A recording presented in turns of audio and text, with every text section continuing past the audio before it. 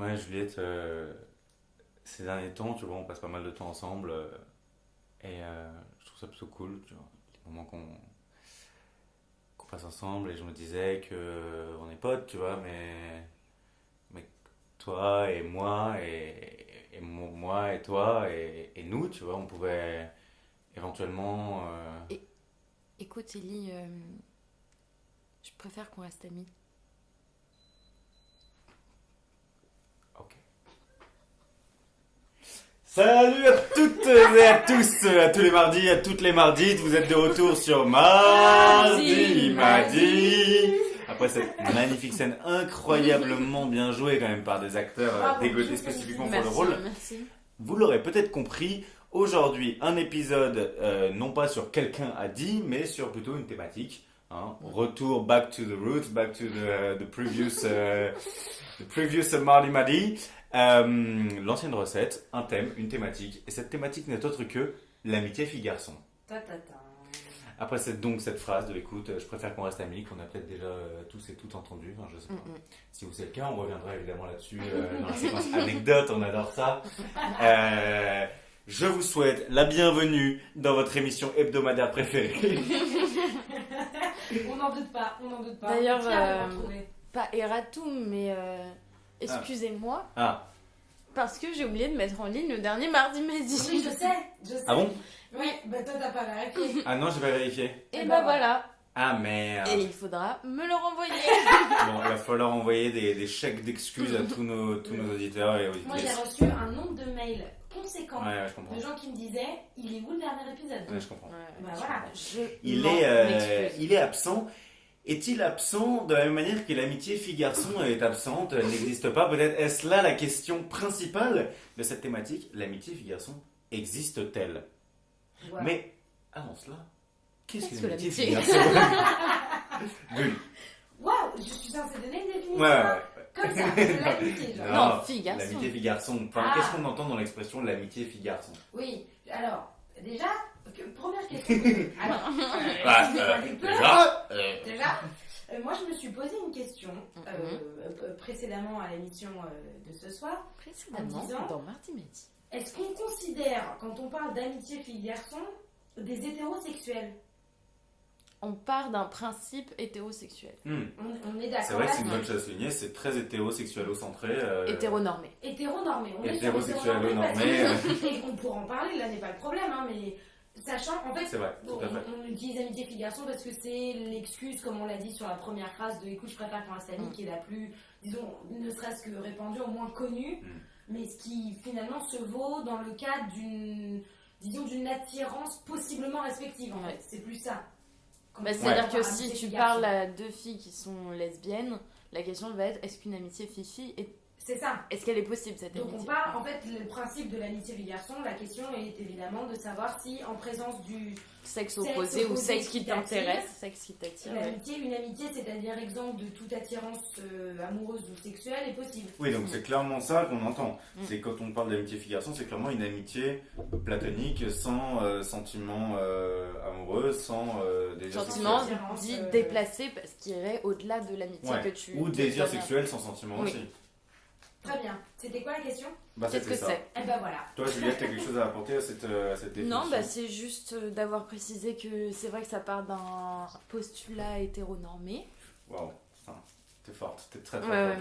merci, Juliette. merci. Assez fort dans la synthèse. En vrai. Et non, moi aussi, si, il faut le dire, parce que effectivement, c'est.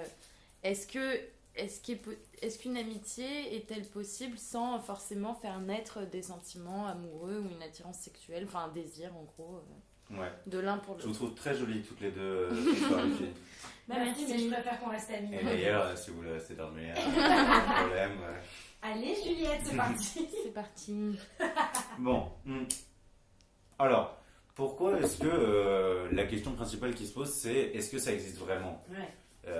Est-ce que ça semble si difficile à comprendre? Pourquoi est-ce que ça semble difficilement... Parce Ah, que pourquoi c'est en fait, difficile j'ai l'impression que même dès notre plus jeune âge, dès qu'on a commencé, nous en tant que filles, à être amies avec des garçons, il y a toujours une fille qui va venir te voir pour te dire mais t'es sûre que t'es pas intéressée par Michel, ou que Michel il est pas intéressé par toi, comme si... Michel, enfin, du coup, moi, Juliette. Ouais, ah oui, d'accord, ça fait ça. Ouais. Mais j'ai jamais eu de copain qui s'appelait Michel, mais bon, c'est pas grave. C'est un peu triste quand même. Ouais. Mais il y a toujours quelqu'un qui va remettre en question...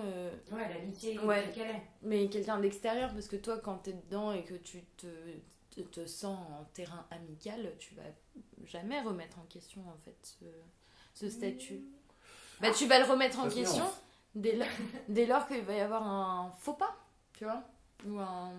Oui, après, sans qu'il y ait de faux pas, je pense que dans une relation où tout a l'air normal, etc., tu peux quand même te poser des questions, tu vois. C'est-à-dire que c'est le principe du désir, ou même des sentiments, c'est que tu te laisses un peu surprendre par ça alors que tu t'y attendais pas, tu vois. Un jour, tu te mets à penser à ta pote ou à ton pote en disant putain, c'est bizarre. Et pourquoi pas? Ouais. Et pourquoi pas? Et pourquoi pas? Ou plutôt, genre, et pourquoi je ressens ça là, tu vois? C'est chelou, pourquoi je pense à lui avant de dormir alors que genre c'est mon pote, tu vois, mais c'est que là je pense pas à lui en mode ah, il est vraiment sympa. Hein, tu vois, tu sais, putain, il est beau gosse quand même, tu vois. Genre, il est vraiment cool, genre j'aimerais vraiment passer plus de temps avec lui. Ouais, mais ce qui est dingue, c'est qu'à quel point, en fait, dès qu'il va y avoir, donc dans un monde hétéro, hein, on va partir du monde hétéro pour nous, parce que c'est le plus simple, j'imagine, puisque c'est ce qu'on connaît le mieux. C'est... moi, ce qui je trouve hyper étonnant, c'est quand même qu'on questionne à chaque fois une relation entre un homme et une femme, quoi. Comme si elle n'était pas... juste, elle pouvait pas être sans ambiguïté. C'est vrai qu'il y a un soupçon. Il y a toujours un soupçon. Ah ouais, t'as l'impression qu'il y a toujours un soupçon? Ouais, il y a toujours un soupçon, mais des gens à l'extérieur qui vont me dire ouais, mais t'es sûr que lui, au fond, il se dit pas que machin, tu vois? Moi, je suis d'accord avec toi, mais moi, j'irais même encore plus loin. Je pense qu'il y a un soupçon qui est aussi interne. Oui, est-ce que moi, je suis pas... Moi, je parle d'expérience qui est peut-être pas une bonne... une bonne expérience, disons, qui est peut-être pas universelle, mais moi, à peut-être une ou deux exceptions près et encore, je pense qu'à chaque fois que j'ai rencontré un homme, il y a un moment donné où l'idée m'a traversé l'esprit. Non, mais que l'idée te traverse, pourquoi pas, tu vois, mais... Ouais, mais c'est déjà un peu étrange, ce qui n'est pas le cas du tout avec les filles, pour le coup. Ah ouais. Tu vois, c'est-à-dire que quand je rencontre une fille, soit je me dis, est-ce que je la trouve sympa ou est-ce que je la trouve pas sympa, et éventuellement, est-ce qu'elle deviendra mon amie ou non. Et un homme, à un moment donné, et c'est généralement au début, il y a toujours un moment donné où je me demande s'il me plaît et si je me vois faire quelque chose. Et c'est... Ouais, je partage le sentiment de bulle de ce point de vue-là. C'est d'autant plus étonnant que des fois ça n'aboutit effectivement à rien parce que c'est une idée qui te traverse. Et en même temps, le fait même que cette idée te traverse l'esprit est un peu étrange, surtout quand ça fait plusieurs années que tu es amie avec cette personne et que tu fais une sorte de renvoi sur votre première rencontre ou en tout cas les premiers moments que vous avez passés ensemble. Et c'est là où ça te semble complètement aberrant de t'être posé cette question. Bah, je pense que c'est ça en fait la vraie question. C'est que bien sûr qu'elle existe, l'amitié fille-garçon, si un mec et une meuf sont amis, bah, c'est la preuve que c'est possible. Et ça, il y a il y a autant d'exemples de personnes. Mais c'est plutôt la question de est-ce qu'il existe une relation entre un mec et une meuf où il n'y a jamais eu la moindre idée qui a traversé l'esprit. Des deux côtés. Ouais. Où il y a vraiment eu aucun truc. Toi, Juliette, t'as le sentiment que... Bah, tu sais jamais ce qui se passe de l'autre côté. Et moi, des expériences d'amitié très fortes avec des garçons, bah en fait, si, il y avait toujours derrière un soupçon. Ouais, je crois, ouais. Moi, j'ai 2 expériences dans ma vie. Enfin, moi, j'en ai qu'une, en fait. Il n'y a jamais eu d'ambiguïté du tout. J'en ai 2. Ah ouais? C'est Enzo, je cite un petit prénom, mais voilà, que j'ai rencontré il y a 1 an, et qui, d'ailleurs, de manière très habile, et je pense pas spécialement voulu, mais qui m'a tout de suite fait comprendre qu'il était extrêmement amoureux de la fille avec qui il était, et qu'il m'estimait d'une autre manière, et tout de suite, en fait, avant même que l'idée puisse naître, je l'ai toujours trouvé beau, mais avant même que l'idée puisse naître qu'il pourrait me plaire autrement que ça s'est tué dans l'œuf, ça, et en présence, notre amie Ellie qui est là. Et alors, bonjour. Je prends cette Enchantée, heureusement que c'est pas le moment de déclaration. Invité à Mardi. Genre, Ellie, il fallait que je te dise, en fait, j'ai toujours été attirée par toi. Voilà, je suis amoureuse de toi et je le dis en direct. Alright. Ok. Coucou Delphine.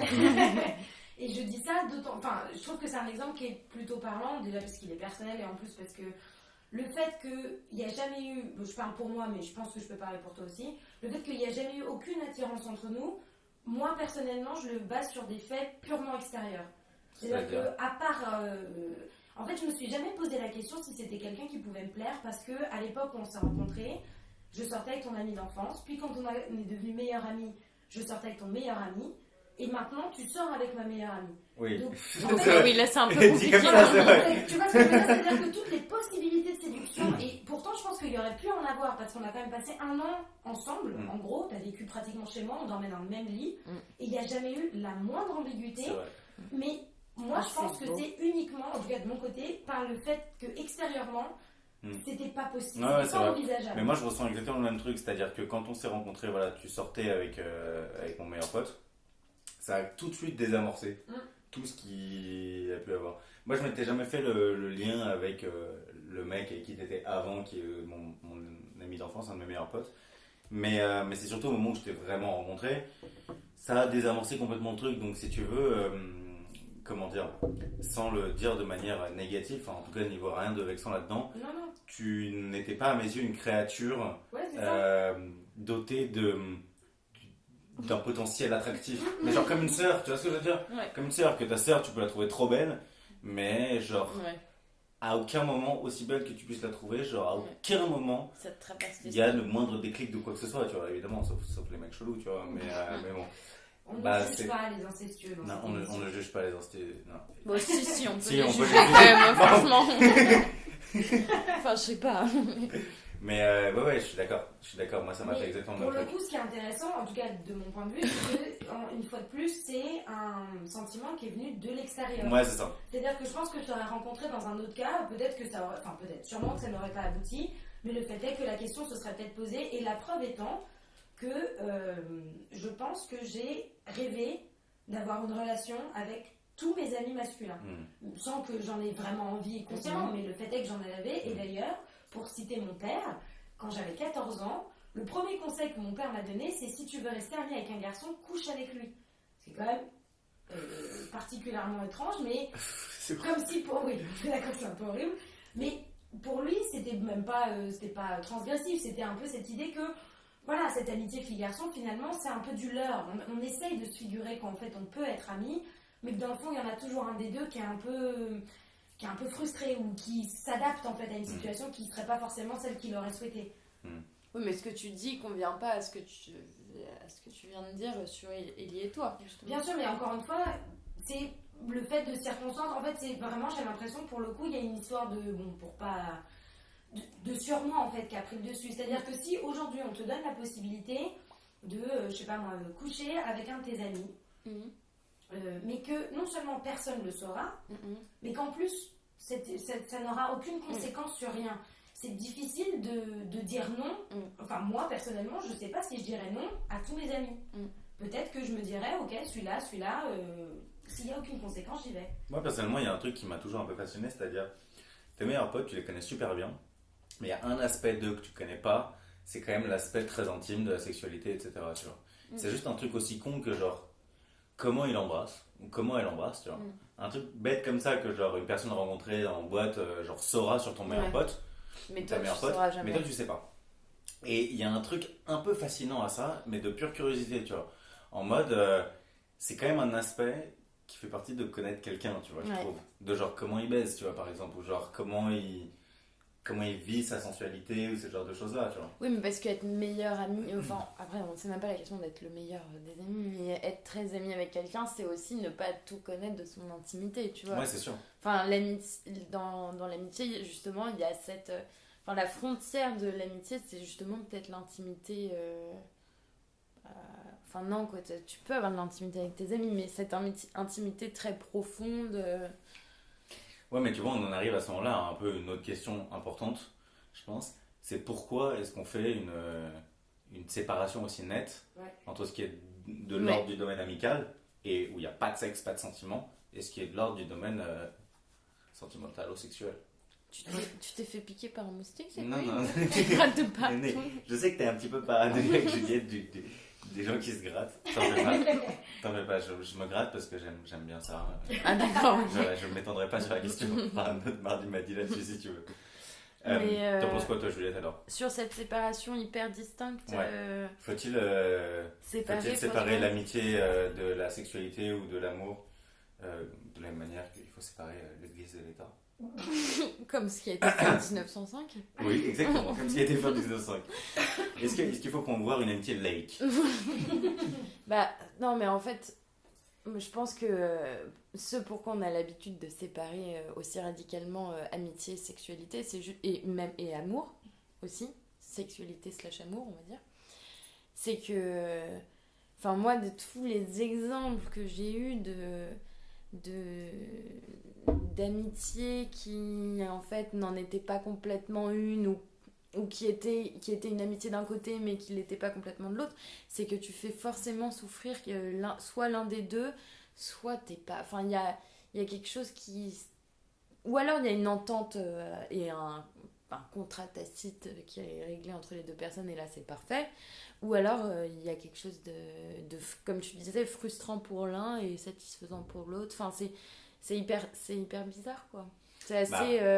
C'est sûr que je pense que si dans les mentalités on a séparé les deux, c'est que souvent ça se barre en couille. Bah ouais, c'est pour ça. Clairement. Mais je pense clairement aussi qu'il y a des cas où ça peut ne pas se barrer en couille. Oui, mais quand c'est égal, en fait, quand pour chacun... Oui, voilà. Mais justement... Quand chacun est d'accord, quoi. On en arrive à des cas un peu limites. Je pense à deux notamment. Et j'aimerais bien vous entendre là-dessus. Le premier, c'est le sex friends. Et le deuxième, c'est la friend zone. Pourquoi tu rigoles pour le deuxième? Parce que c'est toujours... La friend zone, il y a un côté horriblement humiliant, en fait. Comme si c'était horrible de se voir relégué au rang d'amis. Ouais. Et c'est la phrase du départ. C'est écoute, j'aimerais qu'on reste amis. Comme si c'était genre le niveau premier, en dessous, tu vois, le sous-sol, sous-sol de la relation, tu vois. Mais peut-être que quand du coup, si je peux commencer par la friendzone, peut-être que aussi parce qu'on a l'impression que le sentiment amoureux est 1000 fois plus fort que le sentiment amical. C'est pareil, c'est la scène qu'on a fait au début, c'est j'aimerais plus entre nous. Et que la personne qui se déclare à l'autre amoureusement, elle préfère peut-être mourir que d'être l'amie. Enfin, tu vois, il y a ce truc hyper dramatique que genre... Non mais ton ami, je ne le saurais jamais en fait. Bah, je pense qu'il y a un truc encore plus dramatique qui est genre, franchement, je préfère encore être ton ami que de ne plus te voir, tu vois. Ah, moi parce je pense que pour moi, c'est un peu le principe de la friendzone. C'est pire d'être... Oui, mais sauf qu'ils peuvent pas faire autrement parce qu'ils n'arrivent pas à se résoudre à l'idée de plus voir la personne. Ça peut être l'humiliation suprême, quoi. Bah, c'est badant, quoi. Ça peut être... Je pense que, je n'ai pas d'exemple, mais je crois en avoir de personnes qui... parce qu'ils se sont sentis friendzonés et pas verbalement friendzonés, ont décidé de disparaître, pas de disparaître du monde, mais de disparaître de ce groupe, de l'entourage, quoi. Ouais. Tellement c'était humiliant, quoi. Toi, Bulle, t'en penses quoi de la friendzone? De la friendzone, mais moi je l'ai vécu, la petite friendzone. Ah ouais? La friendzone? La friendzone. Mais non, je suis d'accord, c'est assez intéressant ce côté humiliant qui l'est, disons, pas intrinsèquement, mais dans ce que tu ressens sur le moment, et en même temps d'avoir toujours enfin en tout cas pour ma part, d'avoir ce recul de me dire que finalement c'est peut-être pas une mauvaise chose en fait d'être friendzoné. Enfin, tout dépend de ton niveau d'attraction à la personne. Moi, il se trouve que quand ça m'est arrivé, parce qu'en fait, à peu près comme tout ce qui m'est arrivé, moi je suis toujours sortie avec mes meilleurs amis, à une ou deux exceptions près. C'était toujours mes amis, puis mes très bons amis, et qui, pour je sais pas quelle raison, se sont retrouvés être mes amoureux. Mais ça m'est arrivé une fois d'être... Les emmerdes. Ça m'est arrivé plusieurs fois avec la même personne, mais ce qui revient au même, d'être reléguée en fait au rang d'amis, en ayant espéré être plus. Et sur le moment, je l'ai vécu effectivement comme un truc suffisamment humiliant pour me retirer ou en tout cas le vivre assez mal en me disant oh, putain merde, encore une fois c'est raté quoi.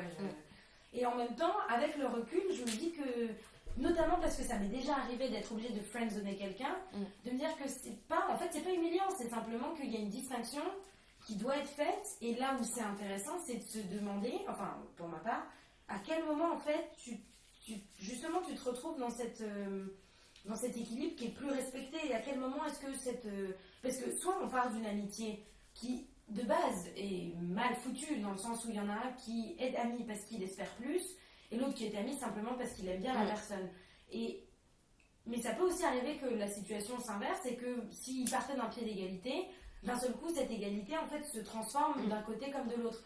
Et c'est là où c'est intéressant, c'est de se demander qu'est-ce qui fait le levier en fait entre ce passage de l'un à l'autre. Bah, je pense que c'est pas vraiment un passage. Enfin, moi, si tu veux, la personne qui est friendzonée, je le vois plus en mode justement, il est devenu trop proche. Tu vois. Ouais, il a passé le cap. C'est pas qu'il n'a pas encore arrivé au passage de l'amitié à l'amour, c'est au contraire, enfin, c'est trop tard. Il aurait fallu qu'il soit beaucoup plus distant et qu'il ne devienne pas pote avec la personne, qui garde une part de mystère, etc. Au moment où tu t'es tout livré, t'as tout dit de toi, t'as passé des soirées, etc. Et t'as fait un massage à la meuf qui croit au début que t'es gay, parce que pour moi, ça c'est un peu la scène de la friendzone de départ. Ah ouais, enfin, c'est encore pire que la friendzone. Film américain, toi. Ouais, c'est ça, enfin, c'est encore pire. C'est genre, t'es amoureux de ta meilleure amie qui pense que t'es homosexuel, tu vois. Ça t'est arrivé ça? Non, bien sûr que non. Parce que waouh, ça c'est le pire. Moi je connais personne. Ça c'est badant, arrivé. Hein. Mais tu vois, c'est un peu le délire où genre t'es trop proche, quoi.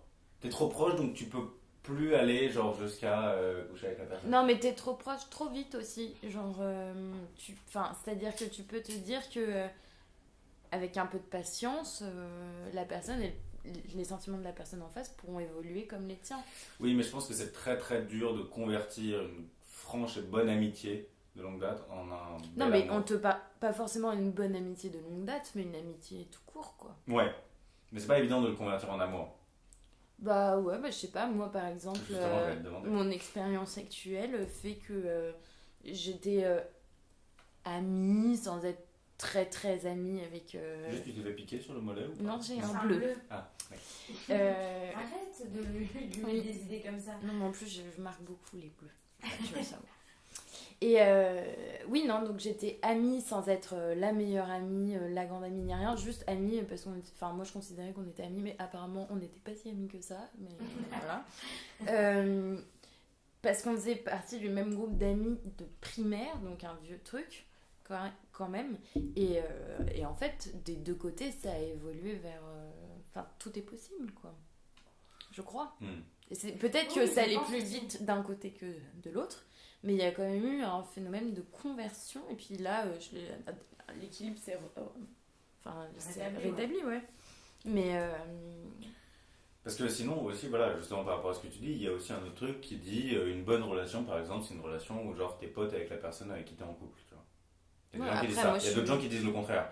Qui disent ta meuf ou ton mec, c'est pas ton pote. Oui, mais c'est pas parce que au début vous étiez pote que maintenant vous êtes en couple que vous êtes encore pote en fait. Il y a plus de... Moi j'ai pas l'impression d'avoir une relation de pote par exemple. Non, mais il y a des gens qui trouvent par exemple ça, qui trouvent que c'est sain d'avoir des moments où même d'un œil extérieur on dirait que vous êtes potes, tu vois. Juste vous êtes comme ça, vous vous tapez des barres, vous rigolez, et puis genre en fait vous êtes ensemble et après vous couchez ensemble, tu vois. Ouais, moi j'ai toujours un peu fonctionné comme ça, c'est-à-dire que j'ai beaucoup de mal à considérer que mon amoureux n'est pas avant tout c'est peut-être un peu fort, mais en tout cas n'est pas mon ami. Et c'est aussi pour ça que dans ma conception des choses, c'est envisageable et souhaitable pour ma part de rester amie avec la personne avec qui tu as été si rupturilia.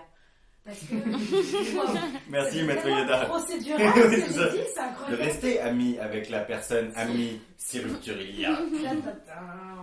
Non, mais parce que dans ma conception, en fait, effectivement, moi, ma conception de l'amour, ce serait un plus amical. Effectivement. Valeur ajoutée.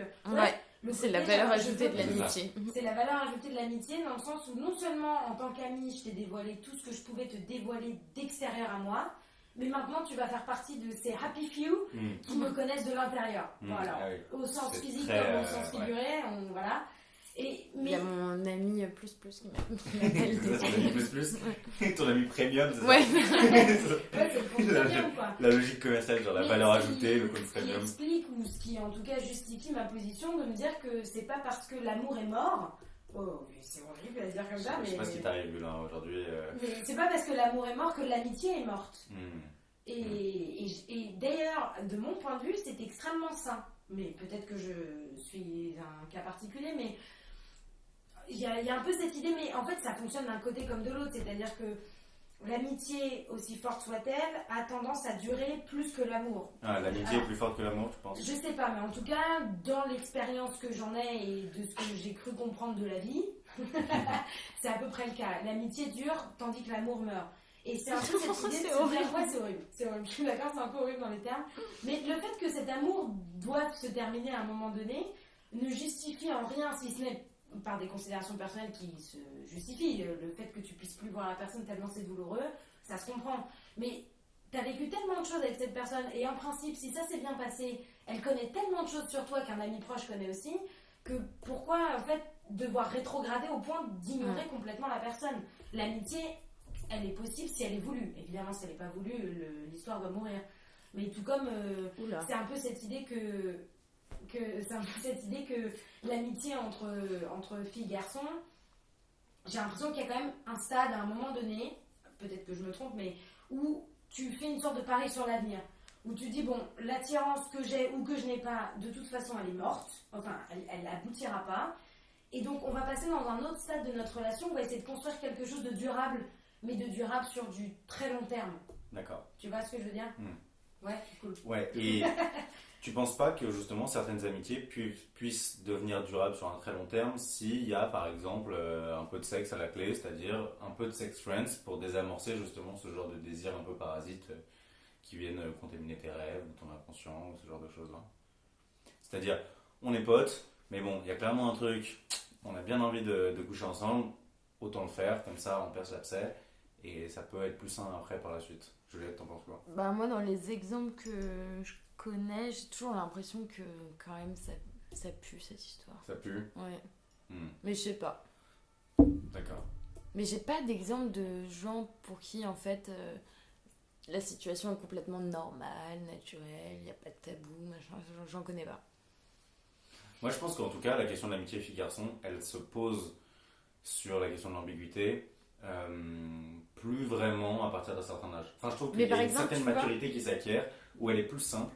En tout cas je pense clairement qu'à l'âge adolescent, c'est vraiment l'âge où c'est galère de gérer. Mais nous, je sais pas comment tu nous qualifies, si on est déjà des adultes ou encore des adolescents. Non, moi je trouve qu'on n'est plus ados. D'accord. Bah écoute, dans notre groupe, il y a quand même une expérience de sex friend et il me semble que... Ah ouais ?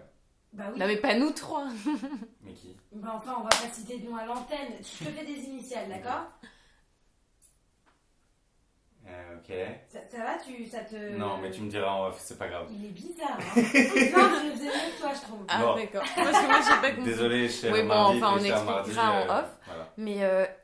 Et malgré tout était chill et puis il y a quand même il y a quand même un moment où mine de rien alors que tout le monde a l'impression que la situation est normale, enfin on est adulte, tout le monde sait ce qu'il fait, bah en fait il y a un moment où ça pète parce que c'est partager une intimité, c'est aussi c'est un risque aussi, tu vois. Ouais. Non mais je suis d'accord, c'est vrai que c'est un engagement.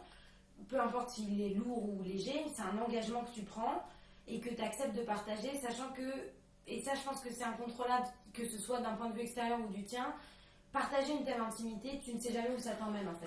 Mais tu vois, il y a pas mal de groupes de potes où clairement il y a plein d'histoires, tu vois, où tout le monde pécho tout le monde, etc.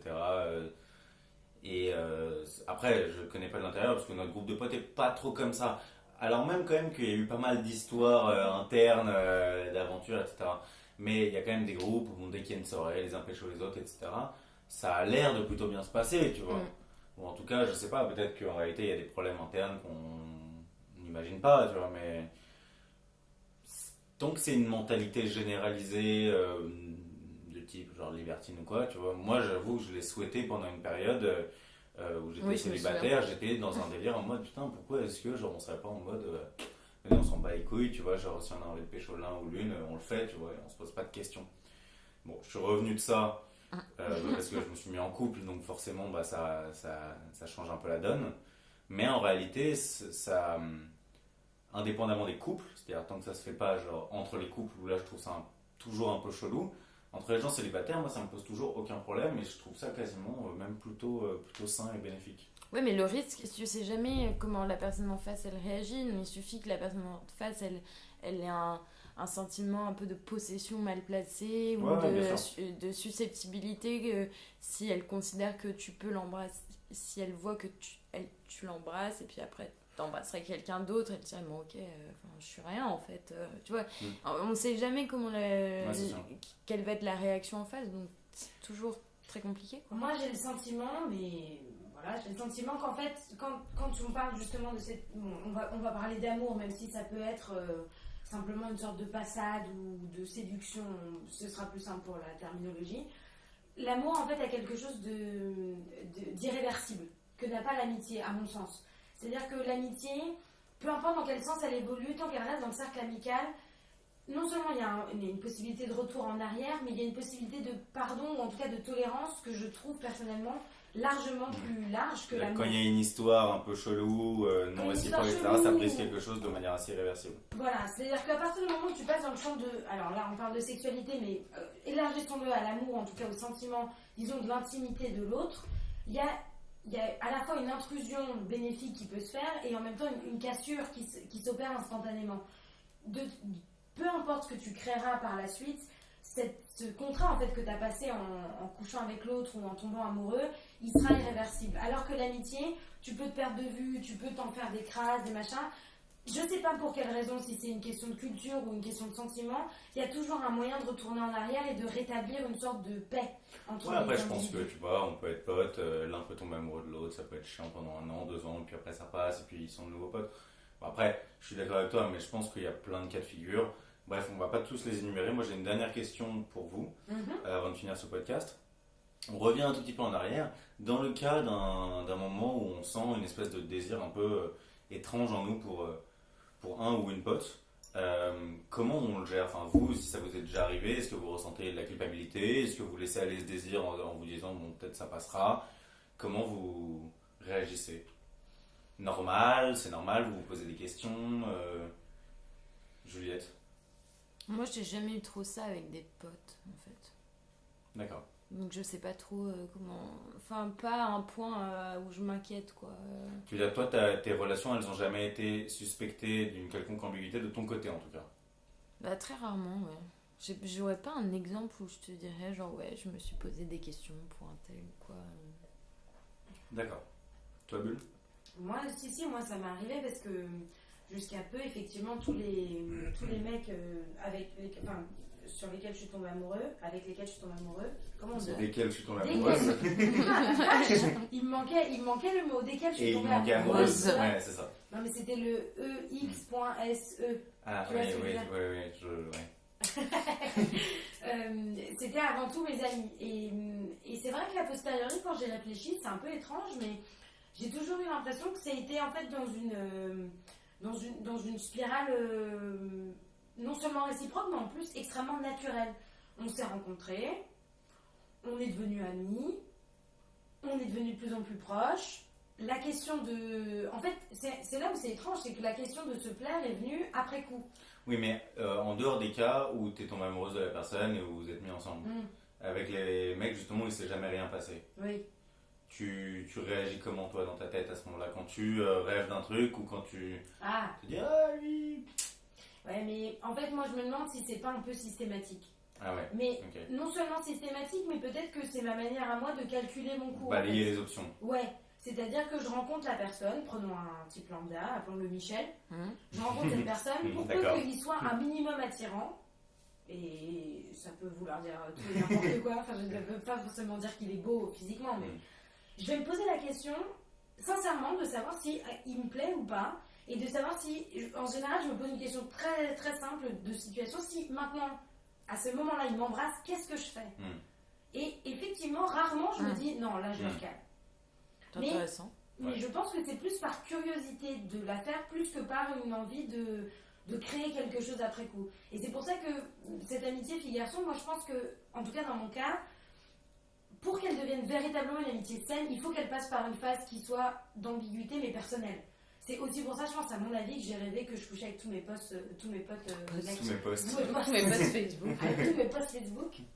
Avec tous mes potes, simplement parce que je pense que pour que mon cerveau assimile l'idée que nous serons amis et nous ne serons qu'amis, il faut avant tout qu'il passe par une sorte de projection érotique en disant ça marche ou ça marche pas.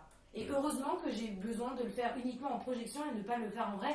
Là, et heureusement que tu n'as pas suivi les conseils de ton père, c'est-à-dire couche réellement avec tous les garçons avec qui tu veux devenir pote. Exactement. Très bien, bah écoutez, merci beaucoup Juliette, merci Merci. beaucoup Bulle, Merci. ça m'a fait très plaisir de recueillir vos témoignages. Pas de coup de gueule, coup de cœur cette semaine, puisqu'on est déjà à 34 minutes 40. Mais c'est pas grave, est-ce que vous avez peut-être quelque chose à ajouter avant la fin de ce podcast? Bah, moi, je Une vous déclaration, aime, ah beaucoup. c'est adorable. Ouais, moi aussi, je vous aime Bah, moi aussi je vous aime beaucoup. Super. Voilà, et on vous aime aussi, Oui. vous tous, toutes, Les mardis et les tous les mardis, toutes les mardis. Merci d'avoir écouté cet épisode de Mardi Madi. On se revoit la semaine prochaine. Alors cette fois la semaine prochaine, c'est une information sûre, valable. Nous accueillerons un invité mystère qui n'est autre que Binge. Merci beaucoup. Oui, Binge, tout à fait. Il va nous faire le plaisir de sa présence. Ça va être extrêmement intéressant. Nous n'avons pas encore le thème, mais c'est un garçon chaleureux, c'est un garçon intelligent, c'est un garçon brillant et Et il fait de admirable. l'escalade. Et il fait C'est vrai. de l'escalade. Attention aux champignons aux orteils. Voilà, sur ces bons conseils, nous vous souhaitons une bonne soirée, un bon mardi, même si on peut vous l'avouer, on a enregistré cet épisode le mercredi. Allez, gros bisous à toutes et à tous. Ciao.